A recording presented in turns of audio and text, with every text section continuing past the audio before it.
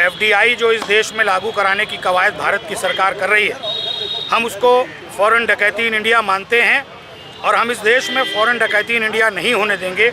इसलिए एफडीआई कंपनियों को और केंद्र सरकार के जो रहनुमा मनमोहन सिंह, सोनिया गांधी और राहुल गांधी के पुतलों को आज यहाँ पर फांसी दी गई है, ताकि उनको सद्बुद्धि आए कि जिस प्रकार एक ईस्ट इंडिया कंपनी देश में व्यापार करने के लिए आई थी और 200 साल तक देश को गुलाम बना के चली गई, आज विश्व की 5 बड़ी कंपनियां हिंदुस्तान में भारत सरकार लाना चाह रही है।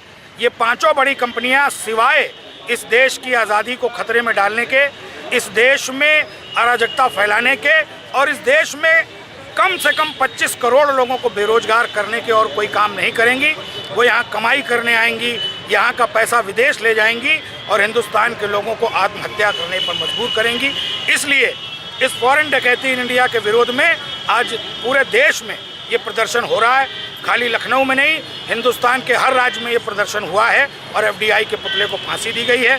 हम ये कहना चाहते हैं कि भारत सरकार का ये दावा बिल्कुल बेबुनियाद है कि इससे किसान को और आम आदमी को फ़ायदा होगा। इससे किसान और आम आदमी बंधुआ बनेंगे और भारत के सभी लोग इन विदेशी कंपनियों के हाथ में बंधुआ बन करके मजबूर हो जाएंगे उनके द्वारा बेचे सामान को उनकी कीमत पर खरीदने के लिए।